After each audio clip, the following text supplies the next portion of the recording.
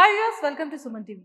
బేసిక్గా చాలా మందిలో ఆఫ్టర్ ఒక ఏజ్ తర్వాత ఈ క్యాట్రాక్ట్ ప్రాబ్లం అనేది చాలా ఎక్కువగా వస్తూ ఉంటుంది. బట్ ఎలాంటి ఏజ్ వాళ్ళకి వస్తుంది, దాన్ని బిఫోర్గా మనం ఎలా తెలుసుకోవచ్చు, ఎలాంటి సిమ్టమ్స్ ఉంటాయి, ముందుగా వస్తే దానివల్ల ఎలాంటి సర్జరీస్ కానీ ఎలాంటివి లేకుండా మనం ఏమైనా కాపాడుకోవచ్చా, ఇలాంటి డౌట్స్ అనేది చాలా మందిలో ఉంటూనే ఉంటుంది. బట్ ఈరోజు నాతో పాటు smart vision eye hospitals senior eye doctor Harshavardhan sir ఉన్నారు. సో సార్తో మాట్లాడి అసలు ఈ క్యాట్రాక్ట్ అంటే ఏంటి, ఈ సిమ్టమ్స్ ఏంటి అనేది తెలుసుకుందాం. Hello sir. హలో అండి. Welcome to Suman TV. Thank you.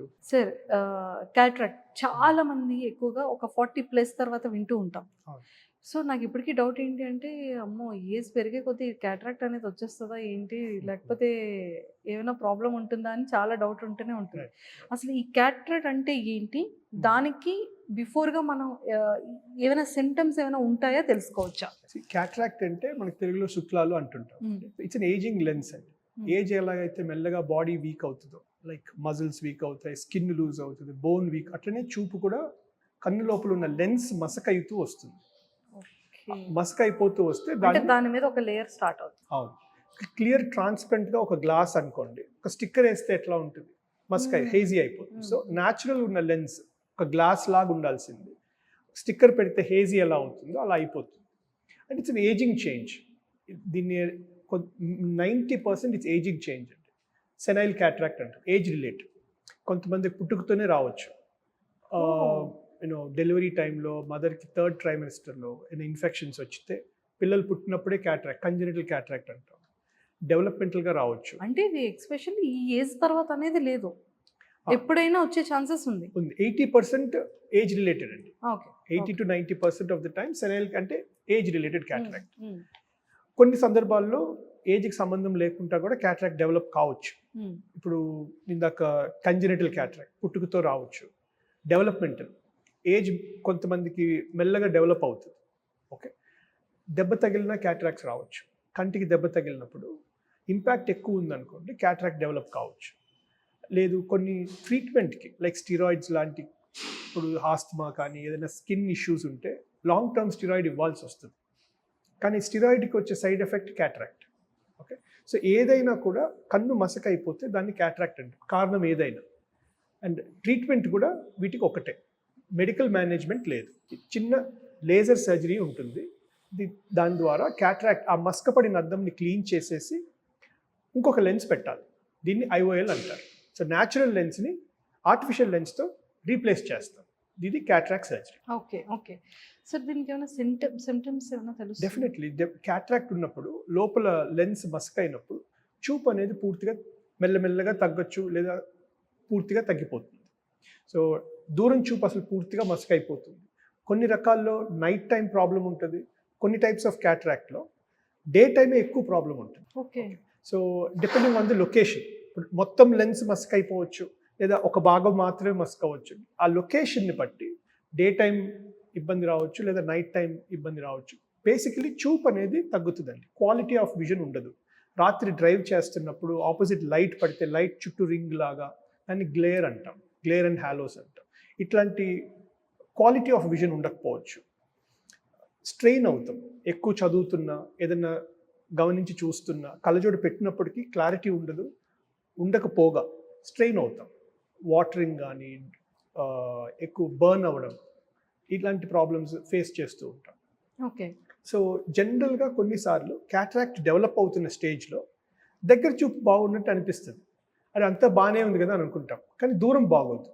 కానీ మెజారిటీ ఏజ్డ్ పీపుల్, పెద్దవాళ్ళు ఏంటి, ఇంట్లోనే ఎక్కువ ఫోన్ చూడడమో చదవడమో ఉంటారు కాబట్టి పట్టించుకోరు. ఎప్పుడైతే దూరం చూపు మందగిస్తుందో, దగ్గర చూపు మెరుగవుతుందో, ఖచ్చితంగా అది క్యాట్రాక్ట్ డెవలప్ అవుతున్న సిమ్టమ్ అది. షుగర్ ఉన్నప్పుడు, బీపీ కానీ షుగర్ ఉన్నప్పుడు, షుగర్ కంట్రోల్లో లేనప్పుడు, ఇలాంటప్పుడు కూడా తొందరగా క్యాట్రాక్ట్స్ డెవలప్ అవ్వచ్చు. ఓకే, సో దీనికి ఫైనల్గా ఒకటే సర్జరీ ఉంటుందా సార్? ఎస్. సో బేసికలీ ఇది ఈ రోజుల్లో ఒకప్పుడు క్యాట్రాక్ట్ అనేది పూర్తిగా ముదిరితే కానీ, ఏమీ కనపడని పరిస్థితి వస్తే కానీ మనం ఏం చేయలేకపోయేవాళ్ళం, టెక్నాలజీ లేదు. బట్ ఇప్పుడు కళ్ళజోడే వద్దనుకున్నా క్యాట్రాక్ట్ లేదు. ఓకే, రీడింగ్ గ్లాసెస్ 40 తర్వాత అందరికీ రీడింగ్ గ్లాసెస్ వస్తాయి. అట్లాంటి పరిస్థితిలో కూడా మనం ట్రీట్మెంట్ గ్లాసెస్ లేకుండా చేయడానికి. సో క్యాట్రాక్ట్ సర్జరీ ఇప్పుడు it's a very simple procedure, చాలా అడ్వాన్స్ టెక్నాలజీ వచ్చింది. రోబోటిక్ సర్జరీ అంటాం. మనం మాన్యువల్గా ఏదైతే చేస్తామో మొత్తం ఫెమ్టోసెకండ్ లేజర్ ద్వారానే అంతా అయిపోతుంది. సర్జరీ అంతా లేజర్ ద్వారా జరిగిపోతుంది. మన మాన్యువల్ ఇంటర్వెన్షన్ అనేది ఉండదు. మాన్యువల్గా ఇంటర్వెన్షన్ లేనప్పుడు అవుట్కమ్ కూడా బ్రహ్మాండంగా వస్తుంది. So it's more precise and perfect outcome. ఈ సర్జరీ తర్వాత మనం ఐఓఎల్ పెడతాం, లెన్స్ పెడతాం. సో న్యాచురల్ లెన్స్ తీసి ఆర్టిఫిషియల్ లెన్స్ పెట్టినప్పుడు ఇందులో మనకి చాలా ఆప్షన్స్ ఉంటాయి. దూరం చూపు కళ్ళజోడు లేకుండా ఉండొచ్చు. రెటినా బాగుంది అనుకుంటే బైఫోకల్ అని ట్రైఫోకల్ ఆప్షన్స్ కూడా ఉంటాయి. బైఫోకల్ లెన్సెస్ ఏంటంటే మనం వాడే ప్రోగ్రెసివ్ లెన్సెస్ ఉంటాయి. అలాంటి లెన్సెస్ కళ్ళల్లోనే పెట్టే అవకాశం ఉంటుంది. ఆ డిజైన్ వల్ల దూరం చూపుకి దగ్గర చూపుకి రెండింటికి కళ్ళజోడు లేకుండా లైఫ్ లాంగ్ ఉండొచ్చు. ఎక్కువగా డ్రైవింగ్ అలవాటు ఉన్న వాళ్ళకి, ఎస్పెషలీ మెన్ నైట్ డ్రైవింగ్ ఎక్కువ చేస్తారు, ఏదైనా ట్రావెల్ చేయాల్సి, అట్లాంటప్పుడు కొన్ని లెన్సెస్ సూటబుల్ కావు. అది జాగ్రత్తగా వాళ్ళు డైలీ రొటీన్ బట్టి, ప్రొఫెషన్ని బట్టి మనం కౌన్సిల్ చేసుకొని వాళ్ళకి ఏ లెన్స్ సూట్ అవుద్దో చూసుకొని ఎడాఫ్ లెన్సెస్ అని వచ్చాయి.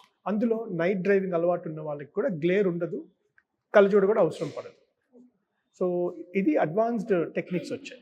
ఓకే ఓకే సార్, లెన్స్లో కూడా చాలామంది ఇది ఇండియన్ లెన్స్ అంటారు, కొంతమంది జర్మనీ లెన్స్ అంటారు, కొంతమంది యూఎస్ బేస్డ్ లెన్స్ అంటారు. అంటే ఈ లెన్స్లో కూడా డిఫరెన్సెస్ ఉంటుందా? Basically it's a make and design is the same. Monofocal అంటే ఒక టైప్ అండి, బైఫోకల్ ఒక టైప్, ట్రైఫోకల్ ఒక టైప్. అందులో ఇండియన్ మేక్ ఉంటుంది, ఇంపోర్టెడ్ ఉంటుంది. ఏదైనా అవుట్కమ్ ఒకటే. ఇంపోర్టెడ్ అంటే they are imported from other countries కాబట్టి కొంచెం ప్రైజీ ఉండొచ్చు అంతే తప్ప overall outcome will be the same. Okay.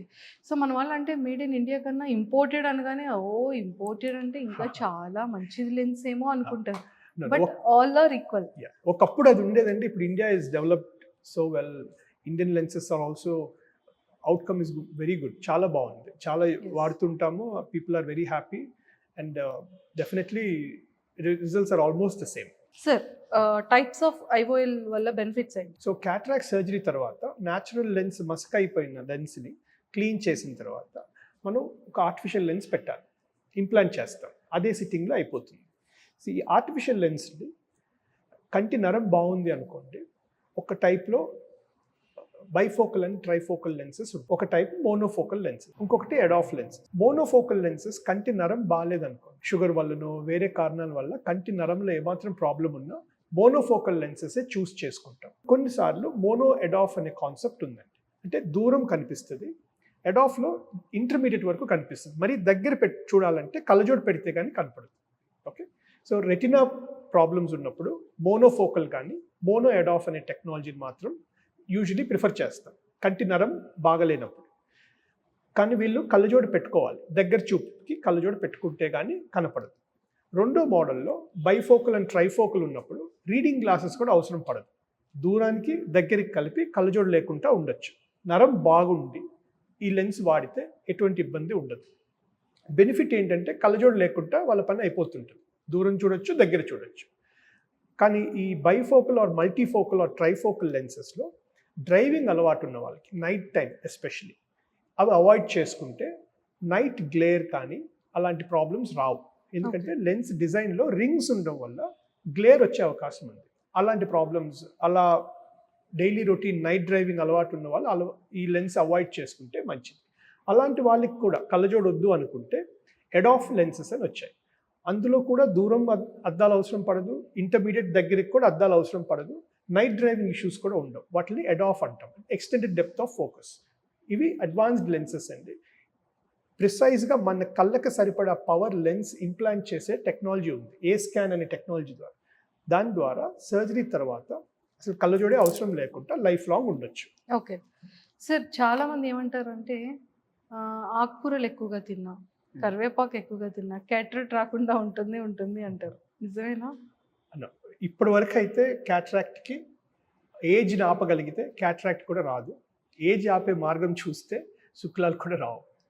So అది మన చేతిలో లేదు. మెడికలీ డ్రాప్స్ వల్ల క్యాటరాక్ట్ ఆగొచ్చు అనేది మేము వింటున్నాం, కానీ ఇప్పటి వరకు ఎక్కడ ప్రూవ్డ్ లేదు. Okay okay so as of now only treatment క్యాటరాక్ట్కి సర్జికల్ సొల్యూషనే ఉంది, కానీ వెరీ అడ్వాన్స్డ్ టెక్నాలజీ అండి. 15 minutes ప్రొసీజర్, హాస్పిటల్ స్టే కూడా ఉండదు, ఇది వరకు రోజుల్లాగా కాదు. Okay thank you sir, thank you thank you. So చూసారు కదా, చాలా మంది ఏంటి అంటే ఏజ్తో సంబంధం లేకుండా క్యాటరాక్ట్ అనేది చాలా మందిలో ఎక్కువగా వస్తూ ఉంటుంది. బట్ 80% మాత్రం ఏజ్ త్రూనే ఉంటుందని చెప్పారు. కాబట్టి మీలో ఎవరికైనా సరే చిన్నపిల్లల్లో కానీ పెద్దవాళ్ళలో కానీ ఈ క్యాటరాక్ట్ సమస్యలతో ఇబ్బంది పడితే కనుక కింద స్క్రోల్ అవుతున్న కాంటాక్ట్ నెంబర్కి ఇప్పుడే కాంటాక్ట్ అవ్వండి. సో మన స్మార్ట్ విజన్ ఐ హాస్పిటల్లో మాత్రం అడ్వాన్స్డ్ ట్రీట్మెంట్స్ అయితే ఇక్కడ ప్రొవైడ్ చేస్తున్నారు. కాబట్టి కింద స్క్రోల్ అవుతున్న కాంటాక్ట్ నెంబర్కి ఇప్పుడే కాంటాక్ట్ అవ్వండి. Thank you.